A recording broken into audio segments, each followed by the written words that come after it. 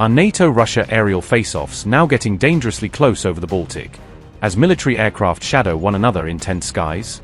Did a French Rafale close in on one of Putin's most secretive aircraft, exposing a rare Russian jet during a NATO mission?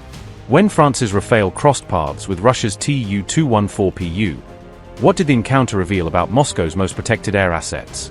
Did Putin's elusive jet evade NATO's defenses, or was the Baltic encounter itself a warning over Russia's growing aerial activity? Has a VIP missile shield been revealed on Russia's flying command center, showing how Moscow protects aircraft linked to its top security leadership? If NATO cannot stop Putin's aircraft from operating near its borders, what does the encounter signal about wider tensions with Russia? As NATO drills rattle the Baltic, a French Rafale closed in on a rare Russian jet, bringing one of Moscow's most sensitive aircraft into public view. A French Rafale intercepted a rare Russian command aircraft over the Baltic Sea, according to Military Watch magazine, during NATO air policing operations. The fighter was deployed in the region under NATO's Baltic Air Policing Mission, which monitors and intercepts unidentified or non-compliant aircraft near Allied airspace. The Russian aircraft was identified as Tu-214 URA-64534, a specialized command and communications aircraft reportedly operated by Russia's Federal Security Service, or FSB. The interception was notable because the Tu-214 has limited public exposure, making the French image a rare look at an aircraft connected to Russian security leadership. The Tu-214 is used by the Russia Special Flight Detachment, a unit responsible for transporting Russia's highest-ranking state and security officials. The aircraft is associated with senior Russian security leadership, with open-source analysts linking the RA-64534 airframe to the leadership of the FSB. It is configured to transport high-ranking officials, combining VIP travel capabilities with equipment suited to sensitive state and security missions. The Tu-214 provides specialized command functions, serving as a communications and coordination platform beyond the role of a standard passenger aircraft. It is equipped to provide secure communications, allowing senior officials to stay connected while airborne during important government or security operations. The aircraft normally operates with limited public exposure, making its appearance alongside a French Rafale an unusually revealing moment for aviation observers. The Tu-214 was also seen carrying an LSZ-100 laser-based self-defense system, adding a rare protective capability to the Russian government aircraft. The LSZ-100 is a laser-based aircraft self-defense system, designed to protect high-value Russian government aircraft against incoming heat-seeking missile threats. The system is designed to counter infrared-guided missiles, which use heat signatures from engines or aircraft surfaces to guide themselves toward a target.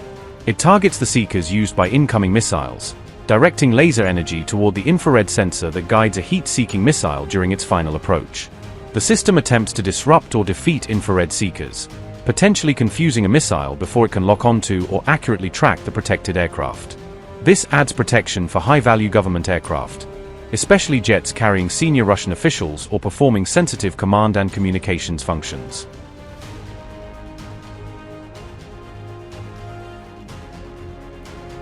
French Rafales began their latest Baltic air policing rotation in early April 2026, joining NATO's standing mission to protect Allied skies in the region. The jets deployed to Šiauliai Air Base in Lithuania for NATO's regional mission, operating from the key air policing hub near Russia's western frontier. In mid-April, Rafales met Russian Sukhoi 30 SM-2 fighters and an Illinois 20M intelligence aircraft, marking another close encounter in the increasingly active Baltic airspace. French Rafales have since been involved in multiple encounters with Russian fighters, as NATO air crews maintain regular intercept patrols along the alliance's eastern edge. On June 5, France released footage of a Rafale closely intercepting a Russian Sukhoi 35, highlighting the frequency and proximity of these Baltic encounters. The latest intercept comes as NATO conducts air exercises amid Baltic tensions, with France's Rafales completing 39 live interceptions during their 4-month deployment.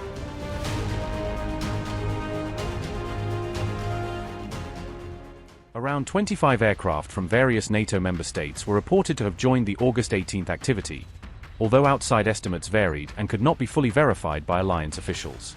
US, Polish and Lithuanian aircraft were detected in the region alongside American R-64E Apache attack helicopters, reflecting the multinational and multi-role nature of the exercise. A NATO E-3A Sentry aircraft operating over northern Poland provided airborne early warning, battle management, and command and control support for the wider air package. A U.S. Air Force EA-37B Compass Call electronic warfare aircraft operated near the Baltic approaches to Kaliningrad, while Artemis carried out intelligence and surveillance missions in the same area. The presence of several aerial refueling tankers was notable because it showed that prolonged time in the air and extended operational endurance were central to the day's training activity. Separate military aviation activity was also recorded over waters between Norway and Denmark, adding to the broader picture of heightened NATO air operations across northern Europe. A British P-8A Poseidon maritime patrol aircraft and a German military aircraft were tracked conducting flights for several hours between Norway and Denmark, though their specific mission was not publicly disclosed. The exact aim of the separate Norwegian-Danish flights remains unclear, and there is no public evidence that they were directly connected to the Kaliningrad air exercise. NATO Allied Air Command said the alliance is constantly improving its defensive capabilities, underscoring that such training is intended to maintain readiness and protect Allied airspace.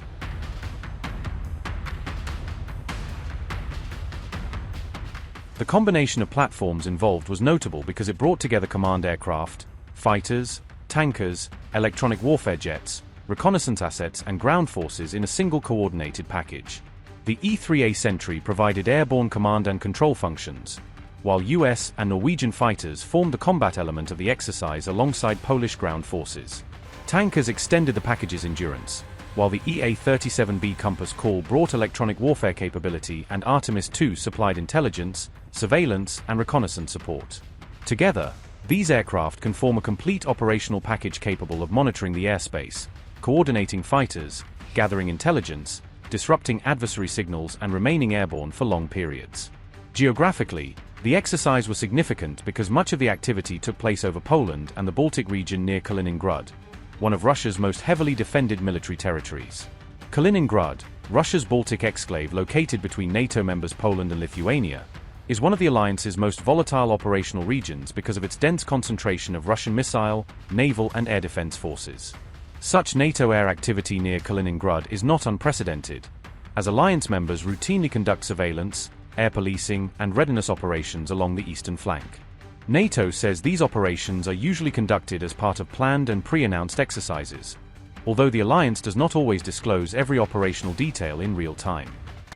Upgrade your news experience with the all-new HT app. Download now.